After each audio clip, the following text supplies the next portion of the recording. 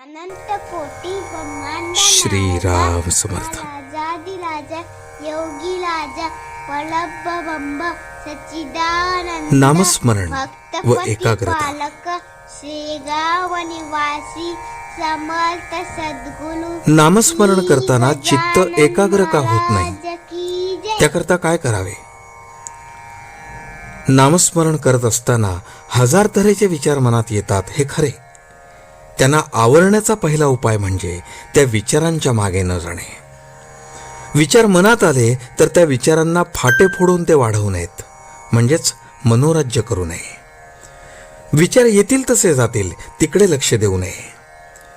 चित्त एकाग्र होण्याकरताच नामस्मरणाची गरज आहे.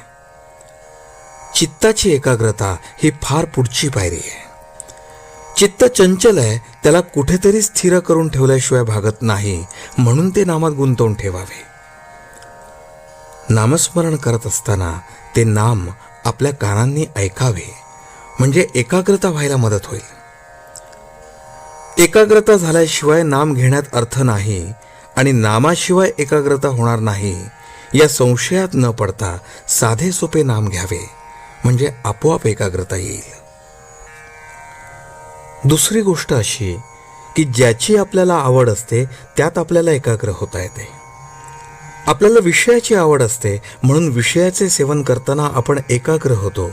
मग त्याचप्रमाणे विषयाच्या ऐवजी आपण परमात्म्याची आवड धरली तर त्याच्या ठिकाणीही एकाग्र होता येणार नाही का?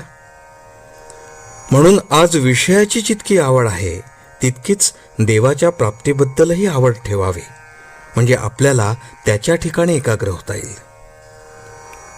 एकाग्र होणे म्हणजे त्या ठिकाणी समरस होणे. मीठ पाण्यात टाकले म्हणजे ते पाण्याहून वेगळे राहते का?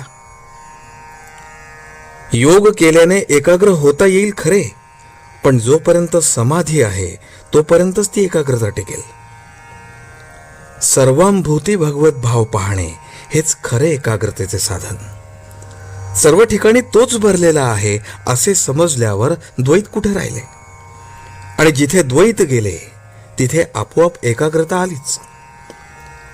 अशी एकाग्रता साधते तीच खरी समाधी होय.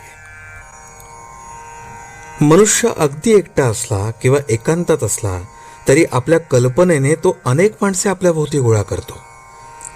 विशेषतः विद्वान लोकांना कल्पना जास्त असतात. तेव्हा कल्पना करायचीच तर ती भगवंताविषयी करूया. भगवंत हा दाता आहे, त्राता आहे, सुख देणारा आहे, अशी कल्पना आपण करूया. त्यातच खरे हित आहे. कल्पनेच्या पलीकडे असणारा परमात्मा आपण कल्पनेत आणून सगुण करावा आणि तिथेच आपले चित्त स्थिर करण्याचा प्रयत्न करावा. आजचे बोधवचन. मन एकाग्र होत नसेल तर न हो, पण नामस्मरण सोडू नये. जानकी जीवन स्मरण. जय जय राम.